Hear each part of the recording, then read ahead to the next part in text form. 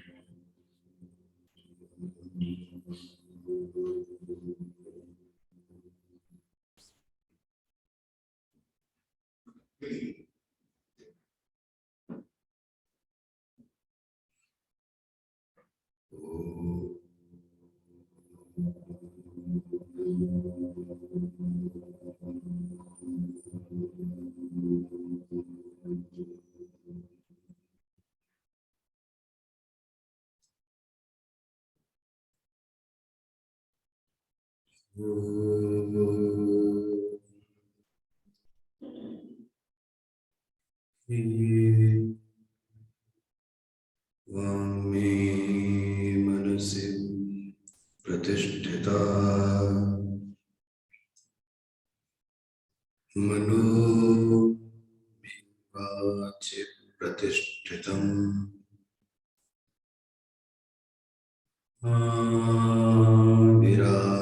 विरामवीर्मैति वेदस्य मवाण्यस्तः श्रुतं मे मा प्रहासीः अनेनाधीतेन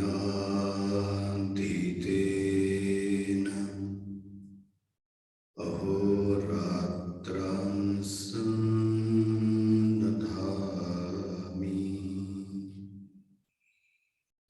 ऋतं वदिष्यामि सत्यं वदिष्यामि तन्मामवतु तद्वक्तारमवतु अवतु माम् अवतु वक्तारम्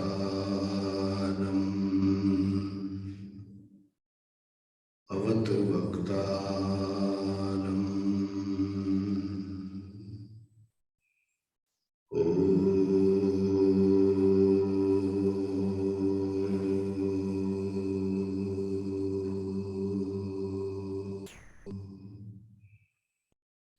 शांति शांति शांति।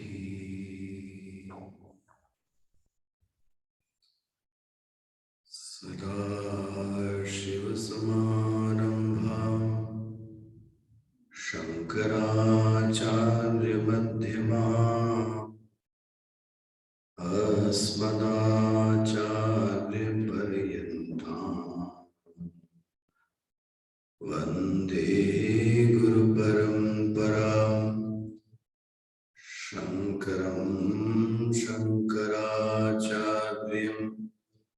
केशवं बादरायणं सूत्रभाष्यकृतौ वन्दे भगवन्तौ पुनः पुनः भगवन्तौ पुनः पुनः भगवन्तौ पुनः पुनः।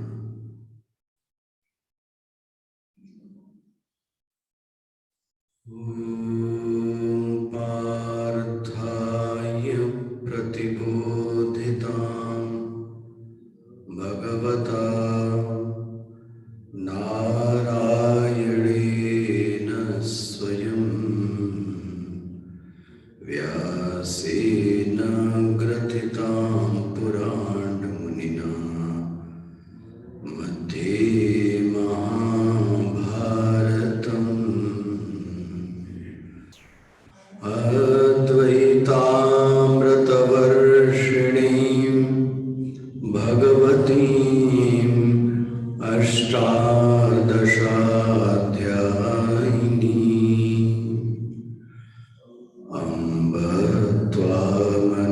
सन्दधामि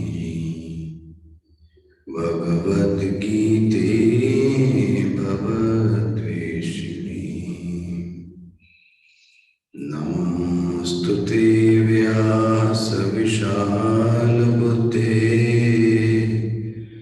फुल्लारविन्दायतपत्रनेत्र येन त्वया भारततैलपूर्ण प्रज्वालितो ज्ञानप्रदीपः प्रपन्नपारिजाताय स्तोत्रवैत्रैकपाणये ज्ञानमुद्राय कृष्णाय गीतामृतदुहे नमः। वसुदेवसुतं देवं कंसचाणूरमर्दनं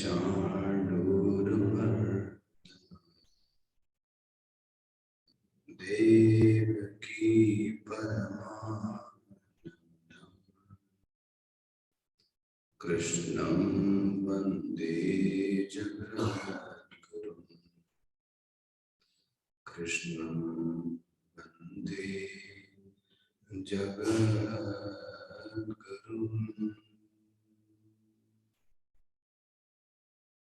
कृष्णं वन्दे जगद्गुरुं।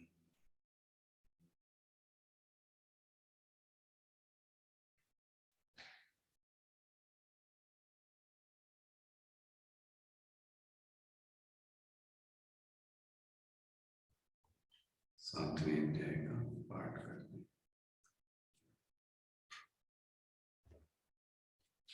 ओम श्री परमात्मने नमः।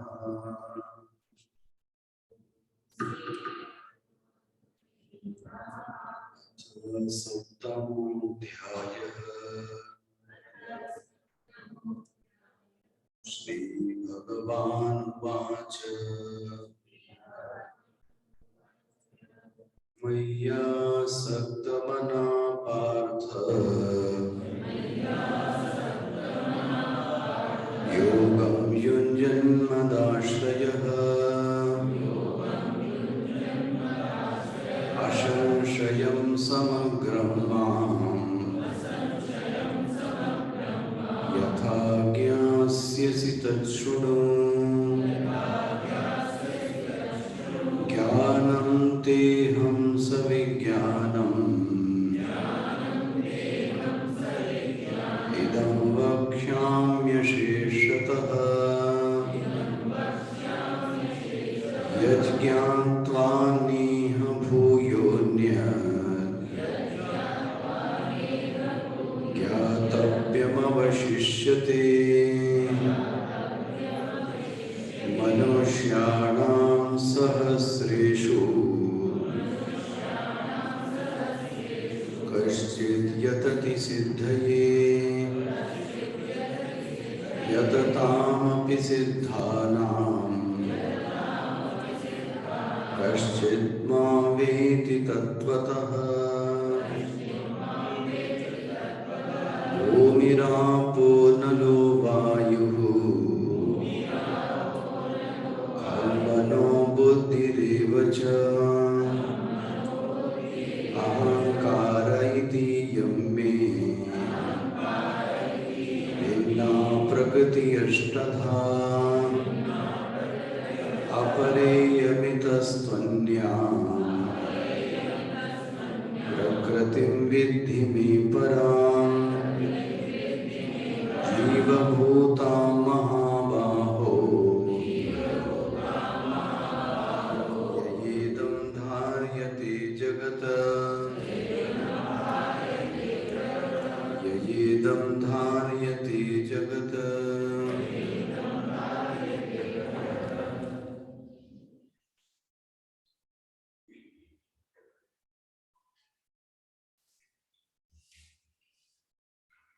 श्रीमद् भगवद गीता में कुल मिला के 18 अध्याय हैं। श्रोता के मन में यह प्रश्न जरूर पैदा होना चाहिए कि आखिर इस गीता के स्वाध्याय से मेरे व्यक्तिगत जीवन में क्या बदलाव आएगा।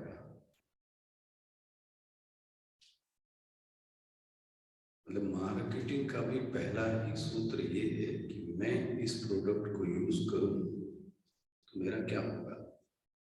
आपका होता होगा क्योंकि आप साधु हैं, तो आपको पढ़ना चाहिए, आपको पढ़ाना चाहिए। लेकिन मेरे जीवन में, मेरे व्यक्तिगत जीवन में इस गीता को मैं पढ़ूं, ठीक है, मेरा क्या फायदा होगा। तो देखिए, इसको संक्षेप में आपके सामने कहूं, यदि मनुष्य जीवन प्राप्त है तो ये भी फिर एक सच्चाई है कि जीवन में सभी परिस्थितियां एक जैसी नहीं आएंगी, चाहे वो सुख की हो गई, चाहे वो दुख की हो गई। अध्यात्म एक बात कहता है, आप किसी को बदल नहीं सकते। ये प्रसंग शाम को भी चल रहा है। ना तो व्यक्ति को बदल सकते हैं, ना वस्तु को बदल सकते हैं, ना स्थान को। कोशिश करके देखिए, ज्यादा से ज्यादा 1 या 2 या 3। मतलब मैं इस सुख दुख के जो रिस्पॉन्सिबल फैक्टर हैं उनको बदलने की कोशिश करूं तो कब तक बदलूंगा। ये बदलने से जीवन का हल होने वाला नहीं है। यदि मेरी स्वभावगत वह समस्या है तो मैं गाजियाबाद में रहूं या मैं इंदौर में रहूं या हिमाचल में रहूं या कश्मीर में रहूं, समस्या तो वही आएगी ना। तो कितने स्थानों को बदलूं, कितने देश को बदलूं, कितने नौकरों को बदलूं। गीता क्या कहती है, मैं एकदम सीधा सटीक बोलूं, गीता कुछ भी बदलने को नहीं कहती है, वो सिर्फ एक बात कहती है, अपनी दृष्टि को बदल लो, है ना। अगर ये दृष्टि बदल जाए तो सब कुछ बदल रहा है। और सरल भाषा में कहूं तो नजर बदल जाए, हाँ जी, तो नजारे भी फिर बदल जाते हैं। अब आप एक बात बताओ, नजारे बदलना आपके हाथ में है या नजर बदलना? क्या कहेंगे? नजर बदलने सब कुछ बदल जाएगा। लेकिन एक प्रश्न है, नजर बदलने को मैं तैयार हूं, कहां से बदलूं, कैसे बदलूं? तो आप क्या उत्तर दो? मान ले कि कोई जिज्ञासु, कोई कहता है कि मैं अपने जीवन की दृष्टि बदलने को तैयार हूं, कहां से बदलूं? क्या उत्तर दोगे आप? गूगल से बदल लो।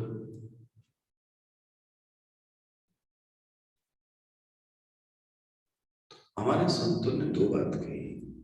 2 लोग हैं, वैसे तो 3 लोग हैं, लेकिन हम 2 की बात करेंगे, तीनों को गिना देता हूं। ये 3 लोग हैं जो जीवन की दृष्टि को बदलने में सक्षम है। बोले वो कौन है? एक तो बोले संत है। अब तक संतों ने ही हमारे लोगों की जीवन की दृष्टि को क्या किया है? बदला है। राम रहीम रैदास से लेकर मीरा, कबीर, तुलसी, शंकराचार्य, सब एक काम किया है, इन्होंने हमारे जीवन की दृष्टि को क्या कर दिया? बदल दिया। किसने? बोले संतों ने। या तो जीवन में संत हो तो भी दृष्टि बदलती है।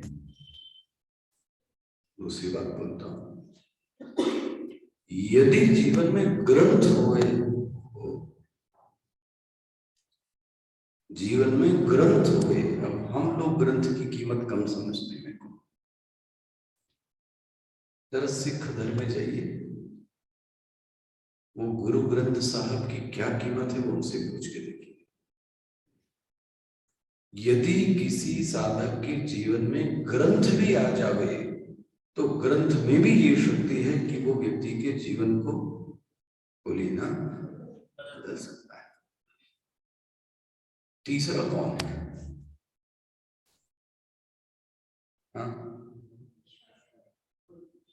ईश्वर को इन दोनों में ही ले लेता हूं।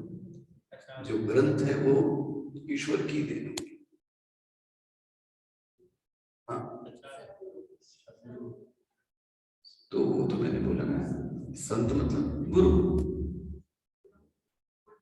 ऐसा लगता है खुद तो बदलने में अपाहिज आदमी है।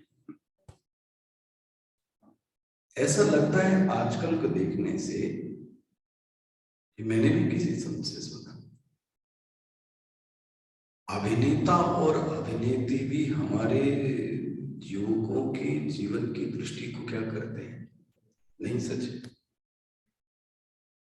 हम उसको बड़ा ले लें, सोशल मीडिया ले लें, बड़ा शब्द ले लें। अभिनेता या अभिनेत्री या सोशल मीडिया, ये भी हमारी जीवन की दृष्टि को बदल रहा है। अब कैसा बदल रहा है वो भगवान जाने, लेकिन एक बात पक्की है कि ये मेरी सोच को क्या करता है? प्रभावित करता है। और मैं सच बता रहा हूं, करता है। आप रात में उस चीज को देखकर सोइए जी, कहीं ना कहीं सबकॉन्शियस माइंड में वो जो थॉट है वो क्या होता है? चलता है। और उसने हमारी दृष्टि को क्या किया? बदल दिया। मैं अतिशयोक्ति नहीं कह रहा हूँ।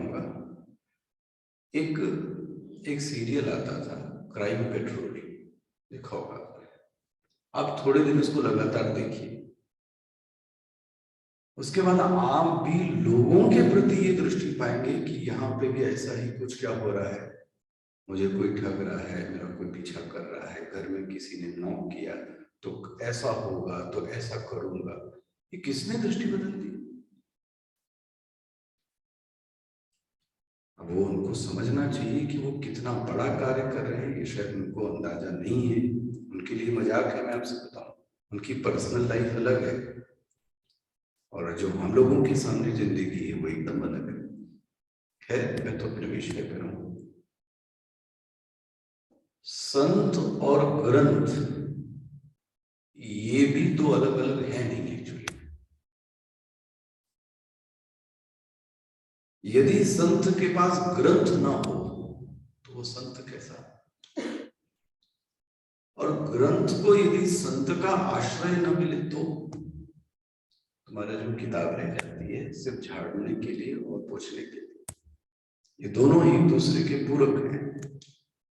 वो संत होवे, वो ग्रंथ होवे, दोनों में आपस में संबंध है। बोले आप क्या कहना चाहते हैं? मैं ये कहना चाहता हूं, ये 18 प्रकार की दृष्टियां हैं। कभी ऐसा देखिएगा, 18 प्रकार की दृष्टियां हैं। जगत एक है, जगत एक है। इन 18 दृष्टियों से चाहे व्यक्ति तो अपने जीवन को बदलने में सक्षम है, बस वो चाहे जाए तो। इसलिए यदि किसी साधक को लगता है कि मैं जीवन में दृष्टि बदलना चाहता हूं, वो जीवन में बदलाव चाहता हूं और ठोस बदलाव चाहता हूं, ऐसे साधक को श्रीमद् भगवत गीता का स्वाध्याय जरूर करना चाहिए। कभी न कभी फूल खिलेगा, एक दावा है, कभी न कभी खिलेगा, समय लग सकता है। अच्छा, अब इसको आप देखो कैसे इस अध्याय को देखें। मेरे ख्याल से आपके बीच विदुषी ब्रह्मचारिणी है तो आपने कभी ये सुना होगा, पूरे 18 अध्याय को विभाजित किया गया। ये कभी इस पर चर्चा की आपने? मैं बहुत संक्षेप में करूं, ये भी पढ़ने का एक तरीका है। पूरे 18 अध्याय को 3 जगह से बांटा गया। 3 दृष्टियां क्या है? हमारा एक महावाक्य है तत्त्वमसि, ठीक है, महावाक्य है तत्त्वमसि। बोले ये महावाक्य क्यों है? वाक्य तो बहुत छोटा है। उस जीव को ब्रह्म का बोध कराने वाले वाक्य को महावाक्य कहते हैं। मैं जीव नहीं हूं, मैं कॉन्शियसनेस हूं, ये बोध जो करा दे, ऐसे वाक्य को क्या कहेंगे? महावाक्य। बहुत जल्दी से देखिए, 1 से 6 अध्याय तक की जो व्याख्या है वो त्वम पद की व्याख्या है। तो मतलब मैं आपको कहूंगा तुम, लेकिन आप क्या कहेंगे? बोलिए ना, हाँ। मैं आपको बोलूंगा तुम, लेकिन आप उसको क्या कहेंगे? अहम। तो 1 से 6 अध्याय तक जो व्याख्या है वो किसकी है? तुम पद की व्याख्या है। अर्जुन कंफ्यूज्ड है, किसको लेकर? किसको लेकर? स्वयं को लेकर। अर्जुन जो भी कंफ्यूज है, ध्यान रखिएगा, वो अपनी व्यक्तिगत समस्या के कारण नहीं है। ध्यान रखिएगा, व्यक्तिगत समस्या अर्जुन की नहीं है। अर्जुन की समस्या है धर्म सम्मूढ़ चेता। इतना ही वाक्य रखें, धर्म सम्मूढ़ चेता। क्या धर्म है, क्या अधर्म है, ये मुझे कुछ भी समझ में नहीं आ रहा है। और सरल करता हूं, मैं क्या करूं, मैं क्या ना करूं, ये मुझे कतई समझ में नहीं आ रहा है। भगवान, मैं क्या करूं? बन गया? ये कौन सा सेगमेंट हुआ? 1 से 6।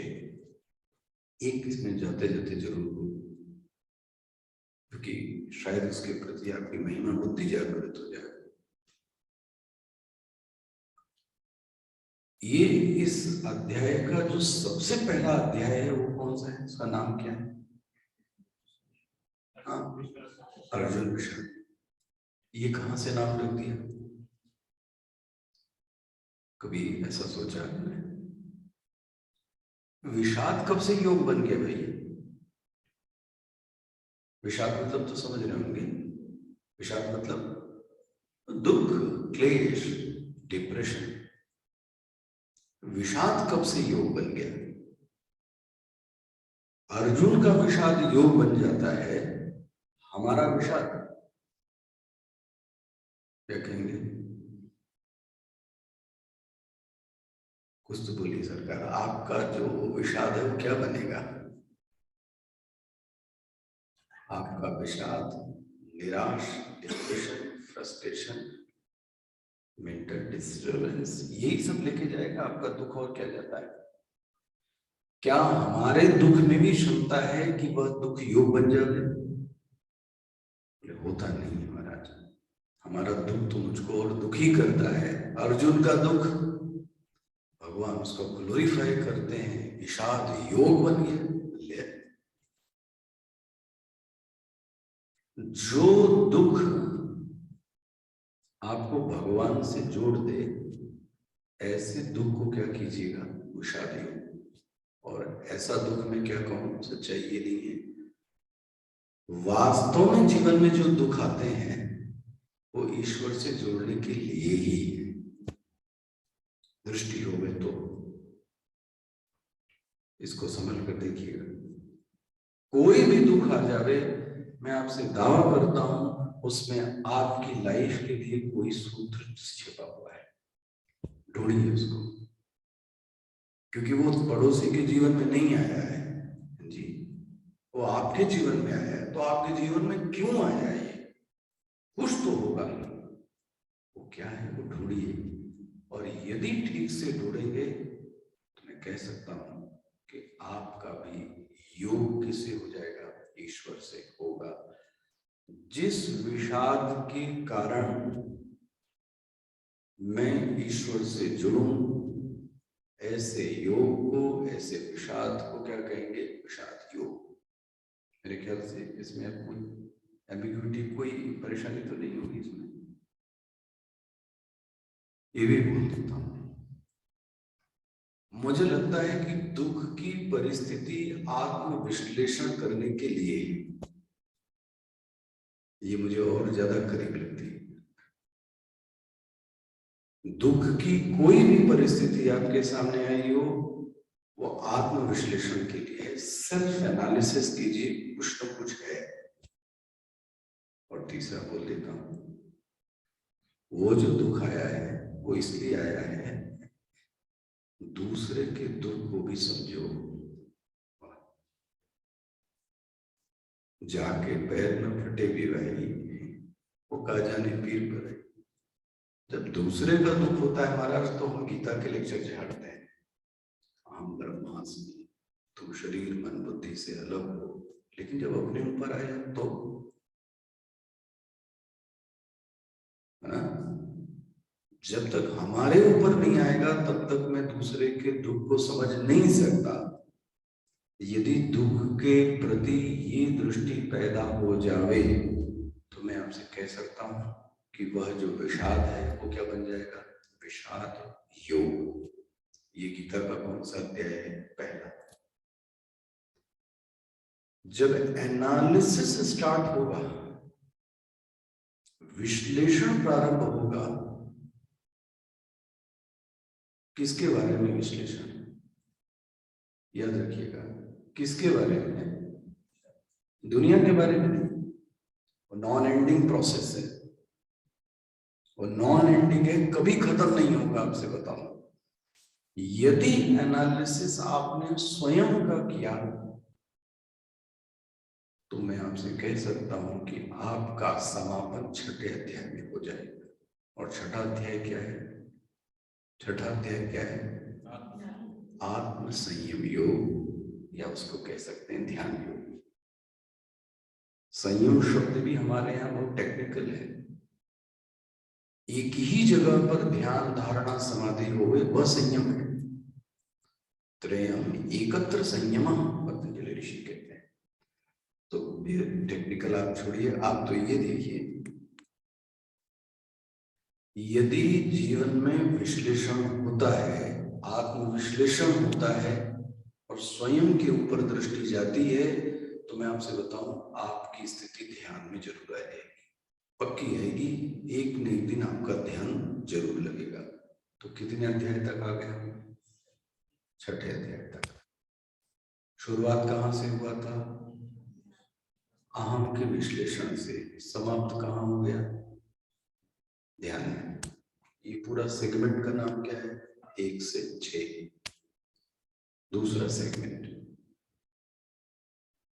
दूसरा जो सेगमेंट है वो व्याख्या है तत्पद की। तत् मतलब क्या?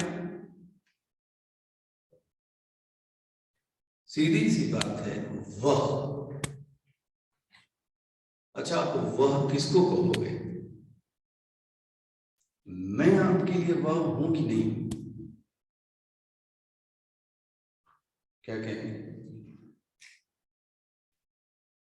बोल के देखिए।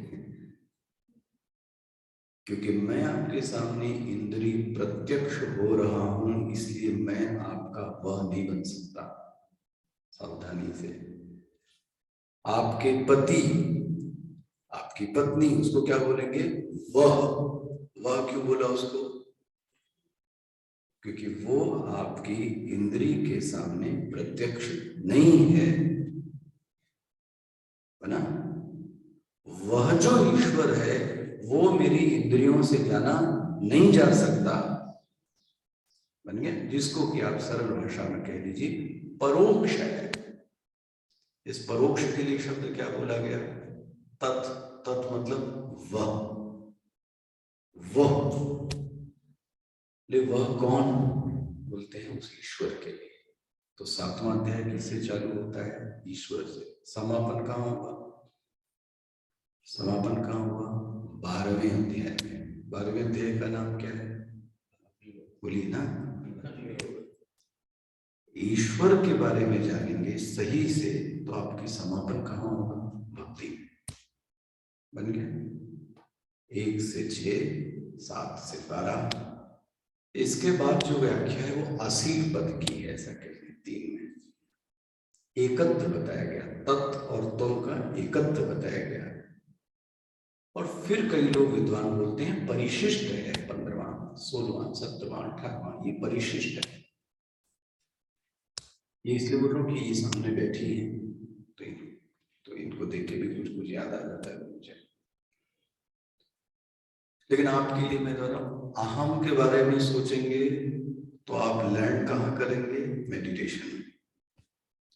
भगवान के बारे में कुछ भी सोचना चालू करेंगे, लैंड कहाँ करेंगे? भक्ति में, है ना।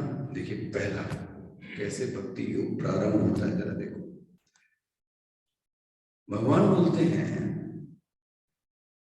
मैं तुमको ज्ञान देने जा रहा हूं। देखो जरा अपना ग्रंथ देखिएगा। मह्या सक्त मना पार्थ, हे पार्थ,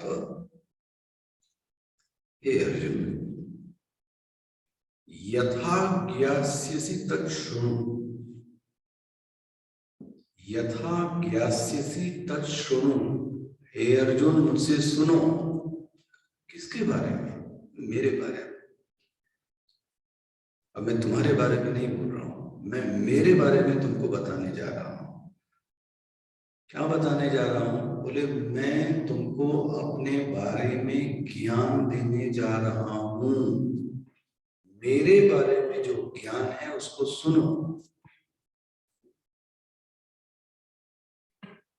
ज्ञान देने जा रहा हूं मतलब क्या हुआ? ज्ञान देने जा रहा हूं मतलब क्या हुआ? चलो और सरल करके, सरल क्या कठिन पूछता हूं। ज्ञान शब्द मतलब क्या हुआ? हाँ, ज्ञान और अच्छा किसको कहेंगे?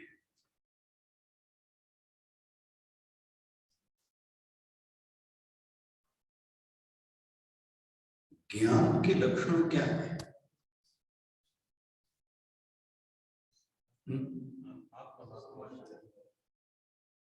ऐसा कोई जरूरी नहीं है। किसी भी तरीके का अगर सही ज्ञान होगा तो मैं 4 लक्षण बोल रहा हूं आपको, उस पर आइए। इसमें कोई एरर नहीं होगी आपसे। यदि वो ज्ञान है तो ज्ञानाभास नहीं, ज्ञान। ज्ञान का जो पहला लक्षण है अबाधितम। ज्ञान उसको कहते हैं जो बाधित नहीं होता। बाधित को आप इंग्लिश में क्या कहेंगे? फॉल्सिफाई।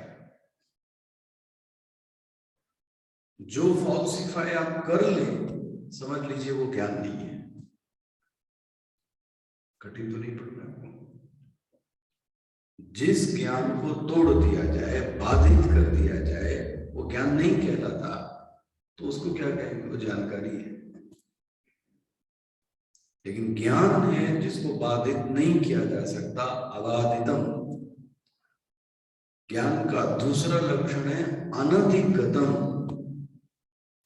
जिसको सिर्फ उसी प्रमाणों से जाना जाए, अन्यत्र प्रमाणों से न जाना जाए। तो ज्ञान का जो दूसरा लक्षण हुआ वो क्या हुआ? अनधिगतम। पहला क्या हुआ? अबाधितम, अनधिगतम। और तीसरा स्मृति विलक्षण। मेमोरी को नॉलेज नहीं कहते। ये जो ज्ञान है ये मेमोरी से बियॉन्ड है। स्मृति में रहने वाले को ज्ञान नहीं कहते। सोता है असंदिग्धम, उसमें डाउट नहीं होना चाहिए, उसको कहते हैं नॉलेज। अभी तो समय नहीं इसके लिए, इसको बोल नहीं सकता, बट कभी सोचिएगा, इसे पढ़िएगा। यदि ज्ञान है तो उसमें ये 4 चीजें होनी चाहिए।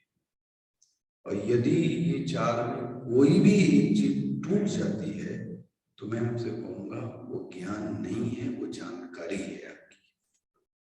क्या क्या मैंने 4 बोला है? अबाधितम, अनधिगतम, स्मृति विलक्षणम और असंदिग्ध। भगवान बहुत चालाक है, इन चारों को चार ना कह के दो बोलते हैं। देखो, ये चार ना गिना के क्या बोलते हैं? दो। कौन से शब्द बोले? असंशयम समग्र। मिला? इस शब्द के लिए मैं ये बोलना था, असंशयम। किसके बारे में? अर्जुन, मैं जो तुमको ज्ञान देने जा रहा हूं वो संशय रहित है, एरर फ्री है, कोई डाउट नहीं है, और समग्रम, टोटल मुझको जानो, आधा नहीं।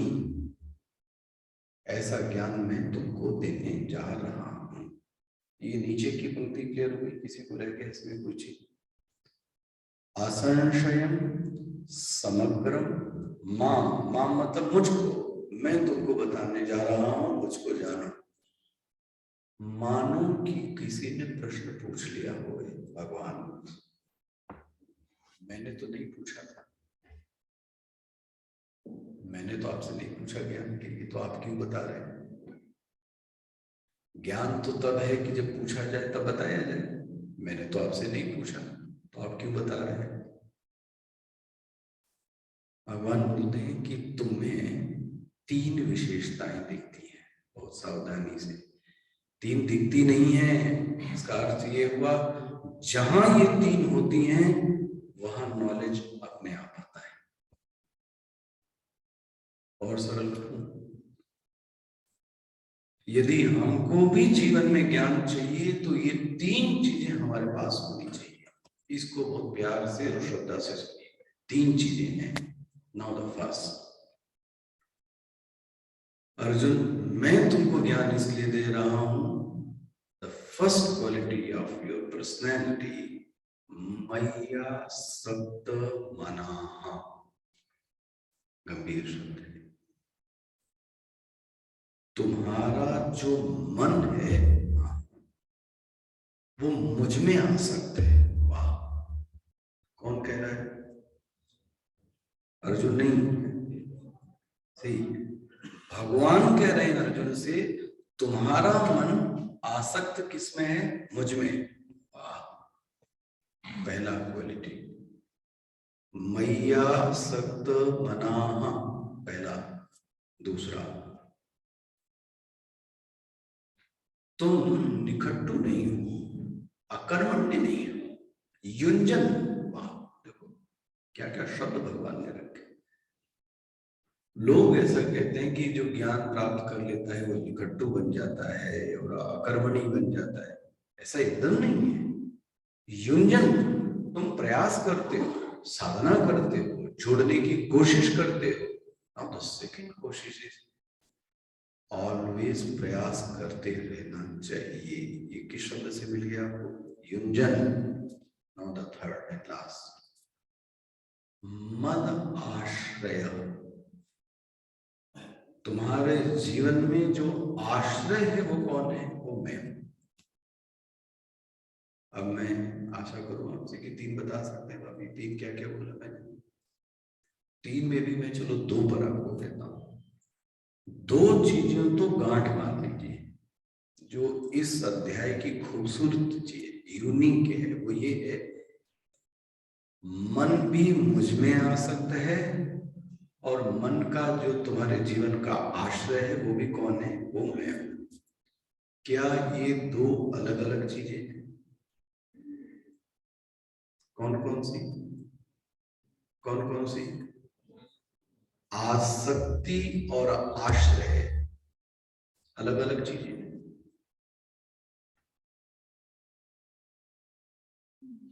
आप किसी को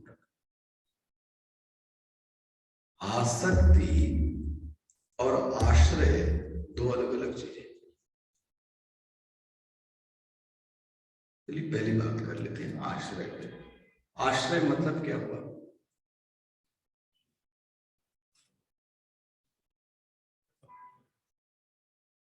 मुझे कोई शरण स्थली नहीं देता आपके सिवाय। दुनिया के जब सब दरवाजे बंद होते हैं तो आपका ही दरवाजा खुला रहता है। मेरे जीवन में यदि कोई भरोसा है तो किसका है? सिर्फ आपका है। किसी के जीवन में यदि ये वृत्ति बन जाए कि मेरे जीवन का भरोसा सिर्फ और सिर्फ भगवान है, तो आप समझ लेना ये पहला वाला घट गया। कौन सा? मदाश्रय। अच्छा चलिए, पहचान के लिए बोल रहा हूं, घटित हो गया, इसकी क्या पहचान है?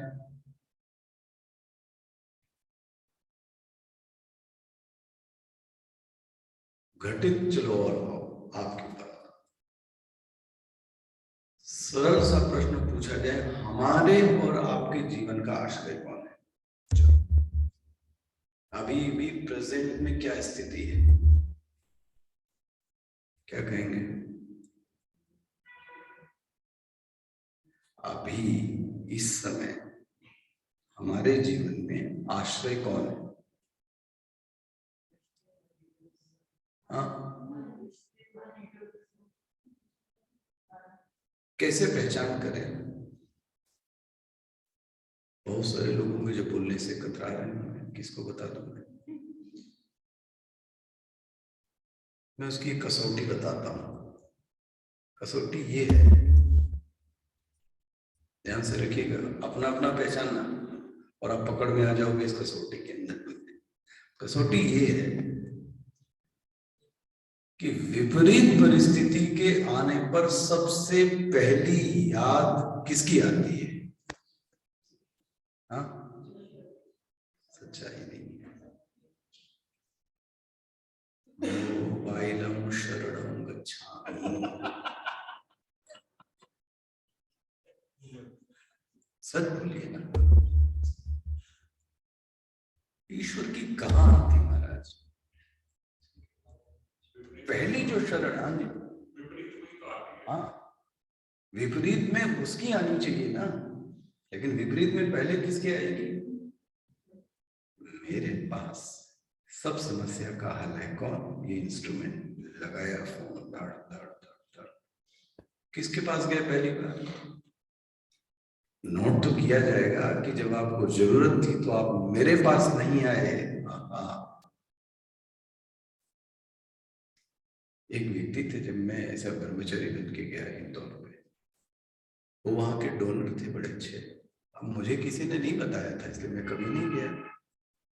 तो 3 साल बाद उन्होंने अकेले मुझसे नाराजगी क्या व्यक्त की कि जब भी ज्ञान यज्ञ और आपको आवश्यकता पड़ती है तो आपने मुझे कभी नहीं याद किया। देखो, प्यार दिखाने का ये भी एक तरीका है। आपके पास और अन्य लोग थे, मुझे तो आपने नहीं याद किया। वो व्यक्ति क्या कहना चाहता है कि आपकी प्रायोरिटी लिस्ट में मैं आपकी प्रायोरिटी लिस्ट में नहीं हूं। What about God? मैं आपसे बताऊं, सच्चाई ये है कि गॉड का नंबर है ही नहीं। मैं बताता हूं कब आएगा, वही बता देता हूं। कहीं ना कहीं सबकॉन्शियस माइंड में है कि मेरे पास इतना धन है कि मैं अपनी समस्या क्या कर लूंगा, सुलझा लूंगा, क्योंकि मेरे पास मनी है। ठीक है, मेरे पास बड़े बड़े लोगों का कांटेक्ट है, मैं फोन करूंगा और सब कुछ सेटल हो जाएगा। लोगों के आश्रय में जब इन लोगों ने मुंह मोड़ लिया महाराज, तब आखिरी में जो हमको देखता है, फिर वो कौन देखता है? क्या इस बात का आभास ईश्वर को? बोलिए ना। नहीं, उसको भी पता है तुम सबसे पहले मुझको नहीं याद करते, सबसे पहले दुनिया के पास जाते हो। जब दुनिया लात मार देती है, दुनिया पीछा छुड़ा लेती है, दरवाजे बंद हो जाते हैं, तब तुम कहते हो ओम जय जगदीश हरे। उस दिन आरती में क्या स्वर होता है जिस दिन दुख हो गए? हो ये स्वर और दिन कहां चले गए थे? इसलिए ये भी शायद यह विनती रघुवीर गोसाई, सुना आपने? यह विनती रघुवीर गोसाई और आस विश्वास भरोसो हरो जीव जड़ताई। क्या पंक्ति कहना चाह रहे? ये मेरी कमजोरी है महाराज। क्या भगत है, एक्सेप्ट करता है। जीव की जड़ता है। मैं क्या बताऊं, मैं मूर्ख, थर्ड क्लास आदमी है। भगवान आप मुझे माफ कीजिए, एक काम कर लीजिए, इस जड़ता को हर लीजिए। क्यों? मैं आप पर विश्वास नहीं कर पाता हूं। यह विनती रघुवीर गोसाई और आस विश्वास भरोसो नहीं होता। क्यों नहीं होता? हरो। इसीलिए भगवान का नाम हरि है। हरो जीव जड़ताई, मेरी जड़ता को हरिए, मेरी बेवकूफी को हरिए कि जब जब जरूरत पड़ती है मदद आपसे ही मिलती है। लेकिन मैं किसके पास जाता हूं? दुनिया वालों के पास जाता हूं। मैं इतना कह सकता हूं, ये बोलना आसान है, इसको जीना बहुत कठिन। संत होने के बावजूद, सच्चाई आपको ये कह रहा हूं, संत होने के बावजूद हमारा अभी भी जो भरोसा है वो लोगों पर है। आप क्या कहोगे? अच्छा, और देखो आप, एक और इसमें छोटी सी छिपी बात आपके सामने। यदि मेरा आश्रय जीव का आश्रय कोई दूसरा जीव बनता है तो ध्यान रखना, दीनता जरूर आएगी। करके देख लीजिए। दीनता मतलब दैन्यता का भाव। क्यों? क्योंकि मेरा जो आश्रय है वो कौन है? दूसरा जीव। मैं ये कह सकता हूं, पता नहीं ये शब्द अच्छा है या नहीं, फिर मैं उसके एहसान के तले, बोलिए जी, दबूंगा कि नहीं दबूंगा? यदि मैंने किसी अन्य जीव का आश्रय लिया तो, यदि जीव जीव का आश्रय लेगा तो मैं आपसे पक्का कहूं उसके जीवन में दैन्यता जरूर है। गुलाम होगा महाराज, एहसान के तले दबा होगा। इसलिए कोशिश ये है महाराज, शरण स्थली अगर कोई बनाई जाए तो किसकी बनाई जाए? उसकी। एक चौपाई याद आती इसको देख के। विश्वामित्र जी ने ये बोला, ही वशिष्ठ, अभय हो जो तुम ही डराई। राम जी ने ये बोला किसने? क्या विद्वान है आपके बीच में? अरे इस चौपाई की जरा वो समझिएगा, इस चौपाई का जरा, मैं सिर्फ अर्धाली दे रहा हूं आपको। अभय हो, अभय मतलब वो व्यक्ति डरता नहीं है किसी से। कौन? जो तुमसे डरता है। सी दिस एक्सप्रेशन, अभय हो जो तुम ही डराई। भगवान से डरने वाला व्यक्ति दुनिया के सामने कभी नहीं डरता। यदि मैं ये चाहता हूं कि मैं दुनिया से ना डरूं तो फिर उससे डरो। किससे? कितना अच्छा तो सूत्र दे दिया। तो आश्रय तत्व में बहुत सरल शब्दों में आपके सामने रखना चाहता हूं, मेरे जीवन की सब समस्याओं का हल वही है। बस मान लो कभी वो भरोसा टूट भी जाए, सावधानी से बोलना, भरोसा टूट भी जाए तो भी आप भरोसा करना। क्यों? उसके अलावा आपके पास कोई ऑप्शन नहीं है। सच बात ये है। कहां जाओगे आप? अरे दुनिया वालों ने भरोसा तोड़ा तो हमने उनके ऊपर भरोसा नहीं किया क्या? बताइए ना। दुनिया वालों ने भरोसा तोड़ा, उसके बावजूद मैंने उन पर भरोसा किया। तो हमारे भगवान, अगर मान लीजिए उन्होंने मेरी कोई इच्छा पूरी नहीं की, मेरी मांग नहीं पूरी की, तो मैं भरोसा तोड़ दो? तोड़ दो, मान लो तोड़ दो, क्या करोगे तोड़ के? कहां जाओगे? फिर वो दुनिया के पास में, फिर वो लात मारेगी।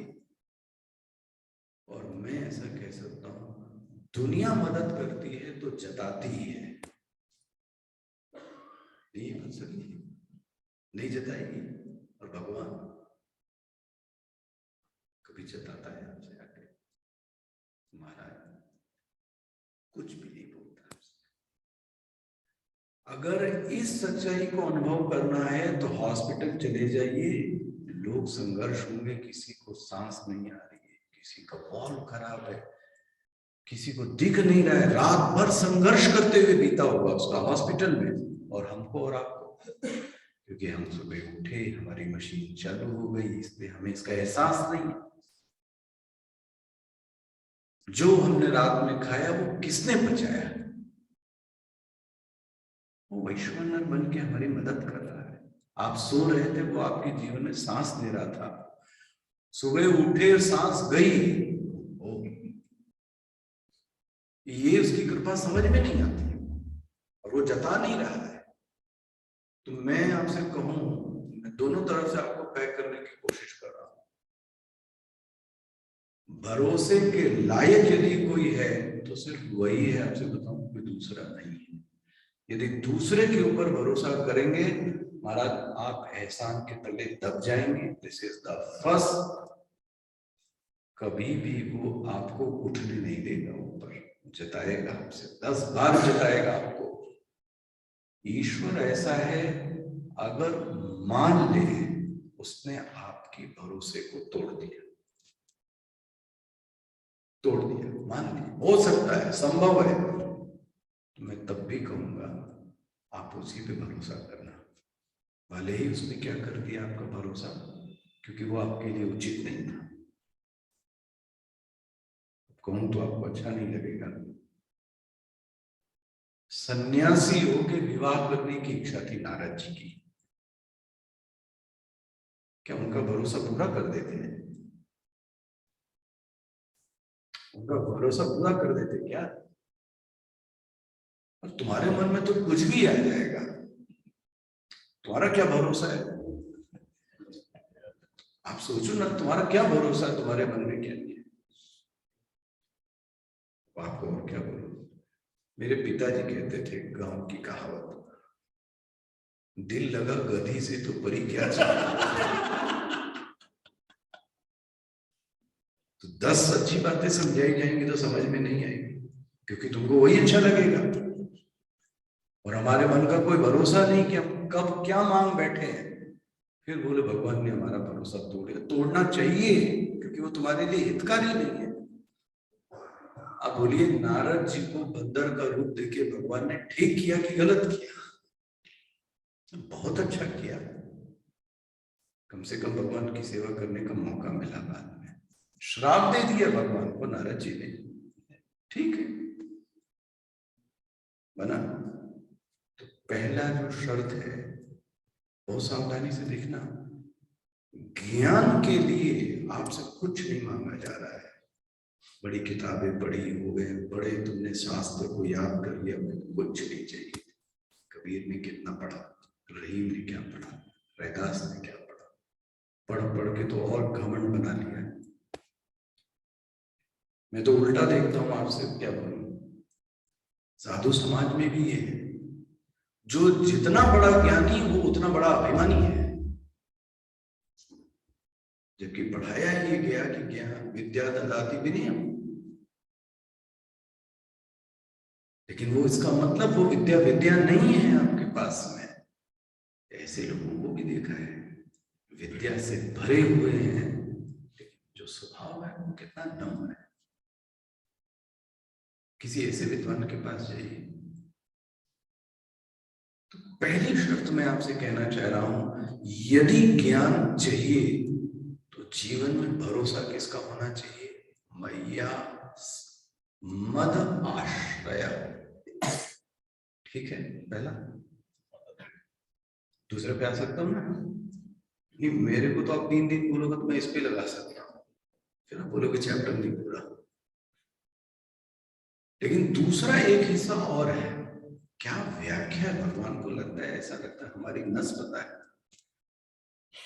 बस ये पता है हम भरोसा किसी पर करते हैं और मोहब्बत किसी और से करते हैं। वाह, सी, ये कॉम्बिनेशन देखिए ना, भरोसा किसी और का, प्रेम किसी और से। Is it possible?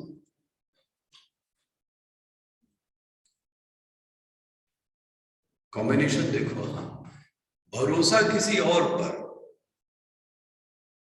प्रेम किसी और से। मेरे पिताजी होते तो बोलते रहते घर पे हो, हाँ, मोरदास कर, ये उस दिन तो शब्द थी। भगवान ने डांटा है, बेशर्म आदमी, मेरे दास कहलाते हो और भरोसा किसी, प्रेम किसी और से करते हो। बोले ये पॉसिबल है किसी के जीवन में, आश्रय तो भगवान को मानता है, बहुत सुंदर है, लेकिन प्रेम भगवान से नहीं करता। बोले हो सकता है, इसलिए भगवान ने पहला शब्द क्या बोला? मैया सक्त, मन भी मुझ में ही आसक्त है और जीवन में आश्रय तत्व भी कौन है? भगवान है। बनता है बहुत अच्छा कॉम्बिनेशन। मुझ में आसक्त है मतलब क्या? देखिए इसको सरल में और कहूं, मन उसी से आसक्त होता है जिसको हम प्रेम करते हैं। अगर गलत कह रहा हूं तो रोकिएगा, टोकिएगा, पूछिएगा। मन उसी से आसक्त होता है जिससे प्रेम करता है। ठीक है ना? इसमें गलती, जहां मेरी आसक्ति है हम उससे प्रेम करेंगे। इसमें भी अच्छा, और आपको भाई की दिखा देता हूं।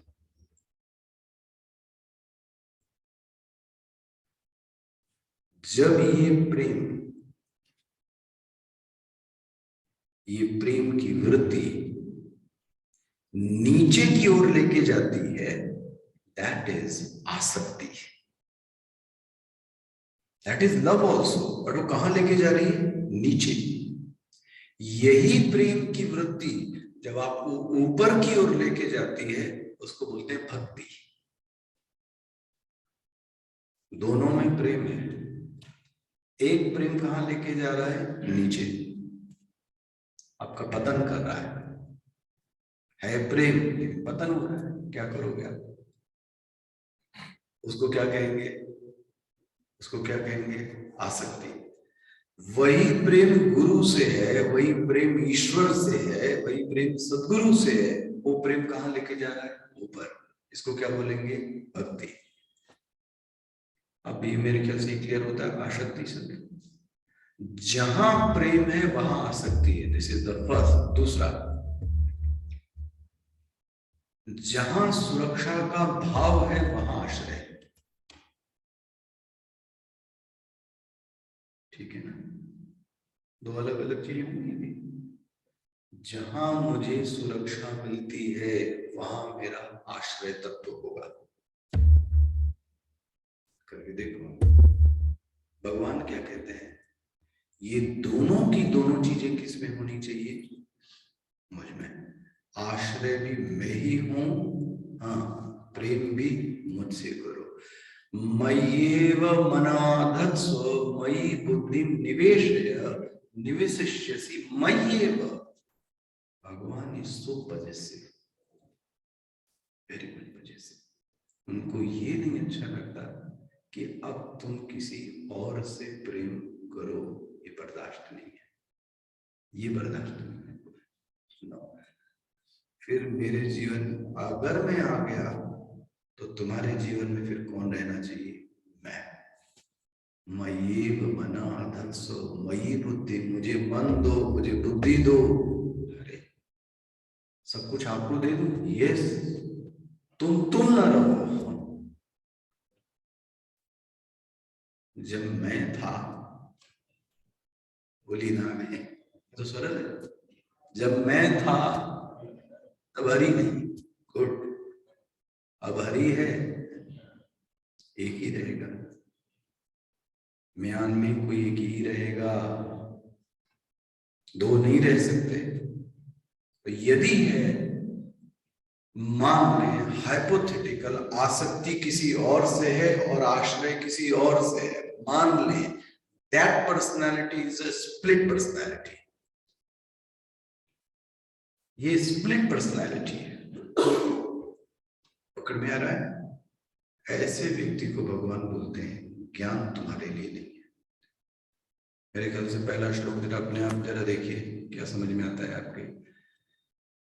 मय्या सक्तमना पार्थ योगम युञ्जन्मदाश्रयः असंशयं समग्रं मां यथा ज्ञास्यसि तच्छृणु। अर्जुन, मैं तुमको अपने बारे में पूरा समग्र ज्ञान देने जा रहा हूं, क्योंकि तुम्हारे जीवन में तीन खूबसूरत चीजें हैं। वो खूबसूरती क्या है? तुम्हारे जीवन का जो आश्रय तत्व है जी, वो मैं।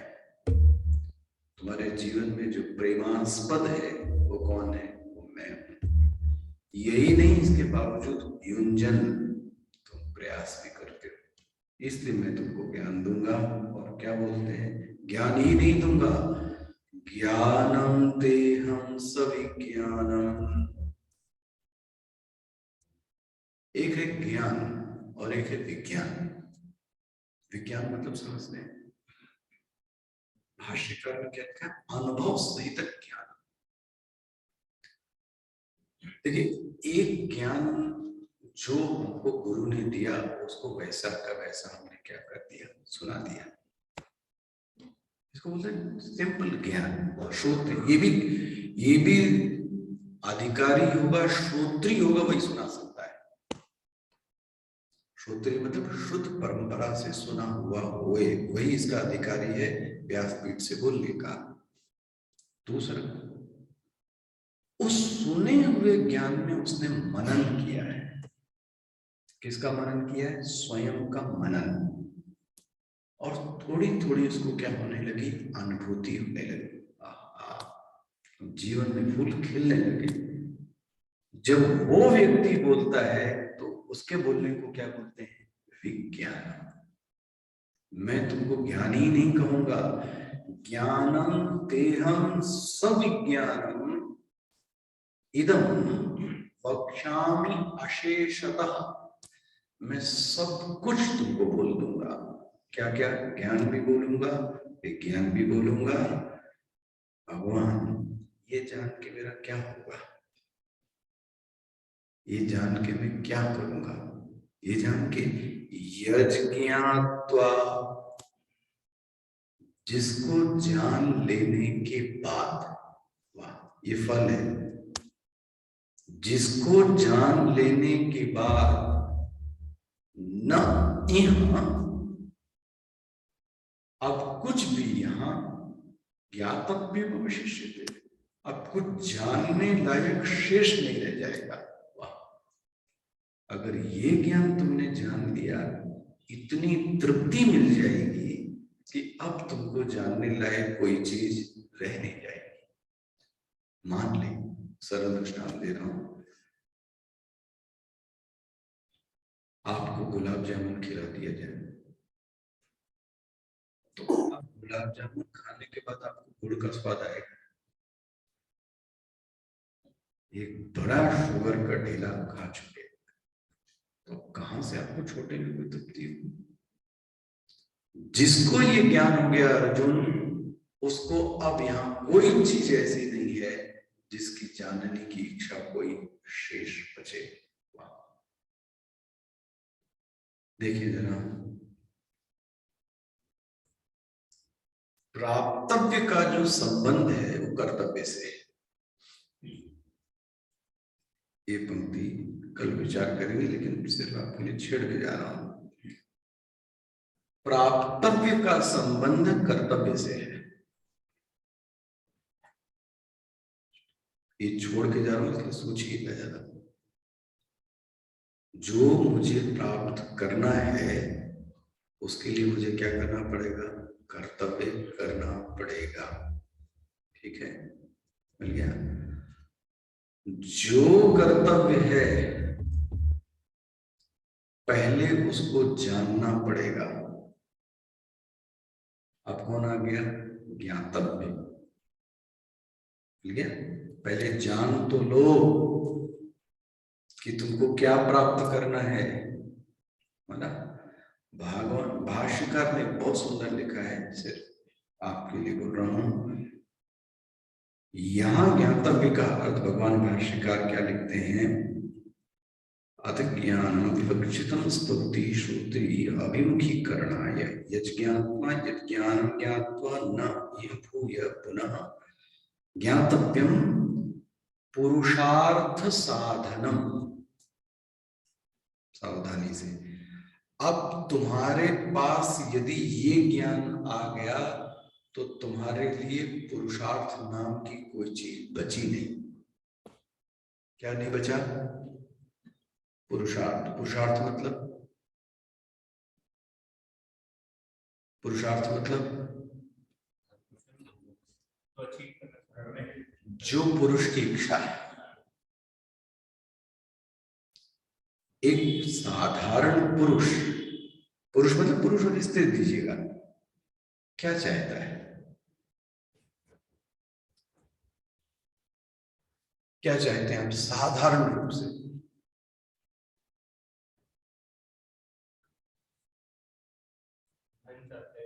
Very good.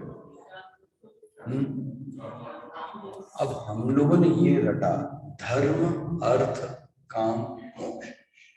हमारे गुरु जी ने कहा ये सच्चाई नहीं है। अब उनका मनन देखो आप। पहली चीज जो जीवन में चाहिए वो अर्थ चाहिए। अर्थ मतलब एक्चुअली में धन उसका अर्थ नहीं है उतना। अर्थ का मतलब है सुरक्षा। अर्थ मतलब सुरक्षा। आप किसी शहर में पहले शिफ्ट होते हो तो आप पहली चीज क्या डिमांड करते हैं वहां पे? रेस्टोरेंट, आश्रम।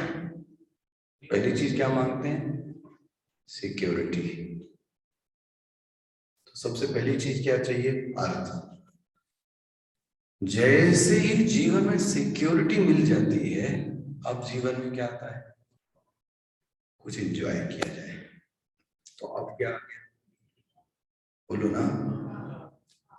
और जब काम से तृप्त हो गए थोड़ा थोड़ा, तब मन में क्या आता है? आसपास कोई आश्रम भी है, कोई मंदिर भी है। हाँ, ये कब आया आपके मन में? बना? ये कितने नंबर पे आया? तीसरे। चौथे पे क्या आता है? मुझे एक सिंपल दृष्टांत कभी दिया किसी ने, बहुत ही सुंदर, वो रखता हूं।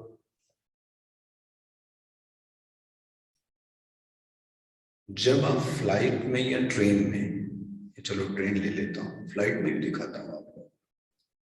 जब आप ट्रेन में सफर करते हैं तो सबसे पहले आप क्या करते हैं?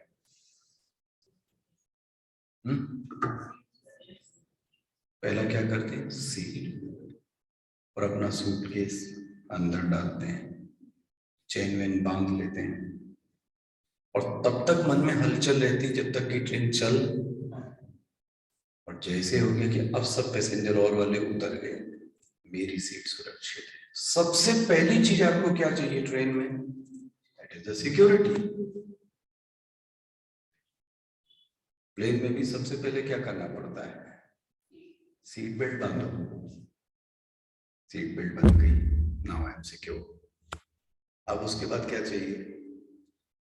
कुछ खाने पीने का जुगाड़ किया जाए, वाह, कुछ खाया जाए। तो आपने भोजन कब चालू किया? जब आप सुरक्षित हो गए ना सीट पे। तो दूसरा कौन आया आपके जीवन में? काम है। तो दो आ गए। कौन कौन? पहले कौन आया? पहले कौन आया? अर्थ। दूसरा कौन आया?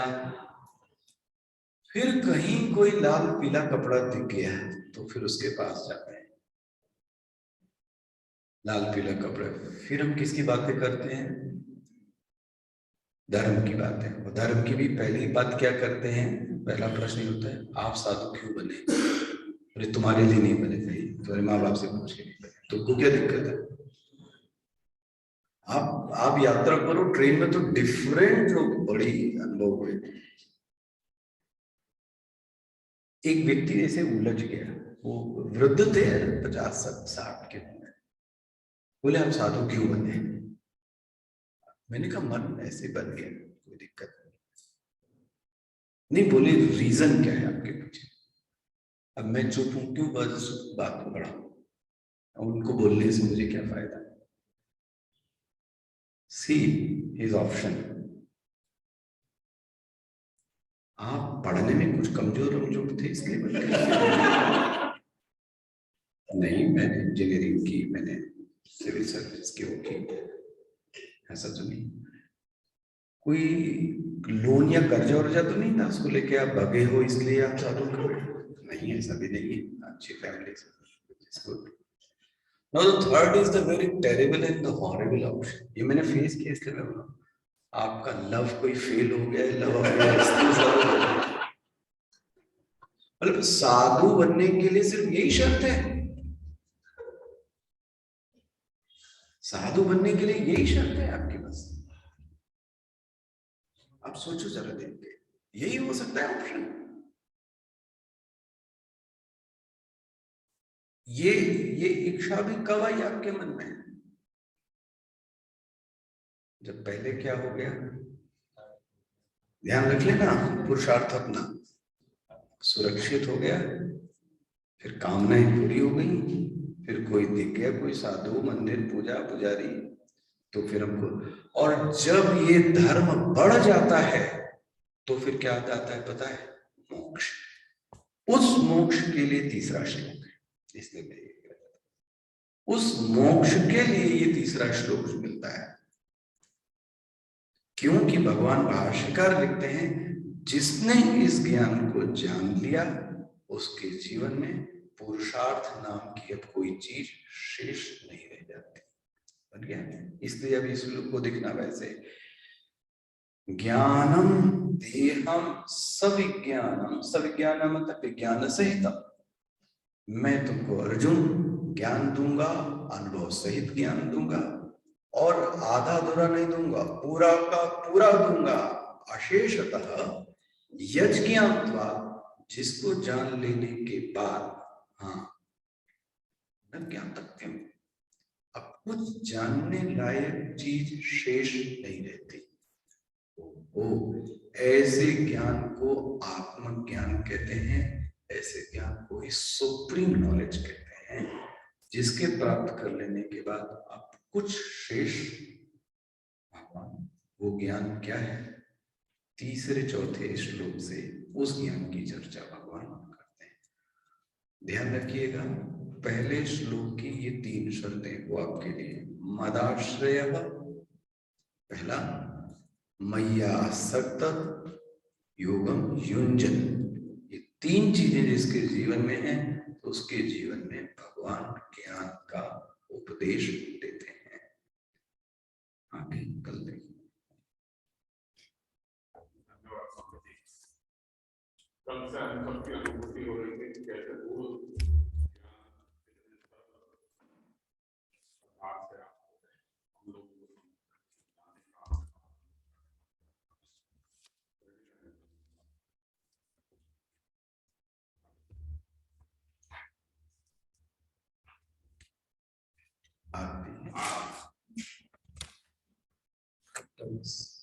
आपको बता दें कि 7वें अध्याय की ये पुस्तक हमारे गुरु जी की, स्वामी सुबोधानंद जी की, आपके बुक स्टॉल पर मौजूद है 7वां अध्याय भी। तो अगर आप इच्छुक हो तो जाके बुक स्टॉल से पुस्तक ले सकते हैं, कि 7वें अध्याय। कंसल जी से आग्रह है आरती के लिए, त्यागी जी को भी ले चलें आरती के लिए।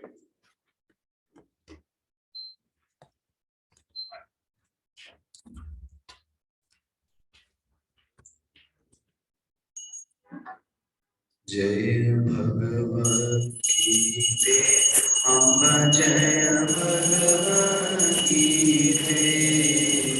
हरिय कमल विहारी सुंदर सुपुनीते अम्ब जय भगवती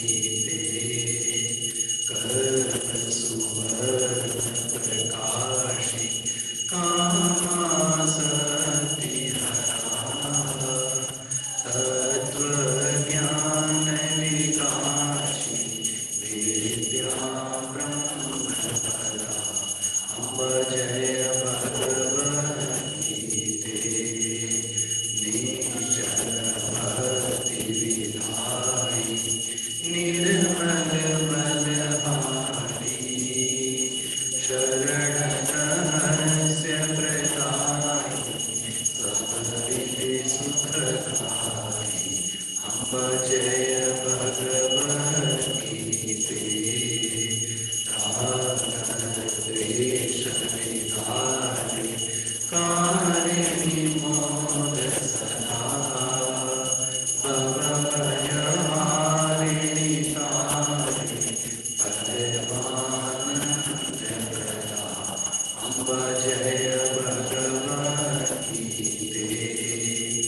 आसुर भाव विनाशी नाशिनी कारजनी देवी सर्वगुणदायिनी हरिरसिका सजनी अम्ब जय भगवती समता त्याग हरिमुख की वाणी सकल शास्त्र की स्वामी श्रुतियों की रानी अम्ब जय भगवती दया सुधा बरसाए मातु कृपा कीजिए हरि पर प्रेम दान कर अपनों कर कीजिए अम्ब जय भगवती अम्ब जय भगवती अम्ब जय भगवती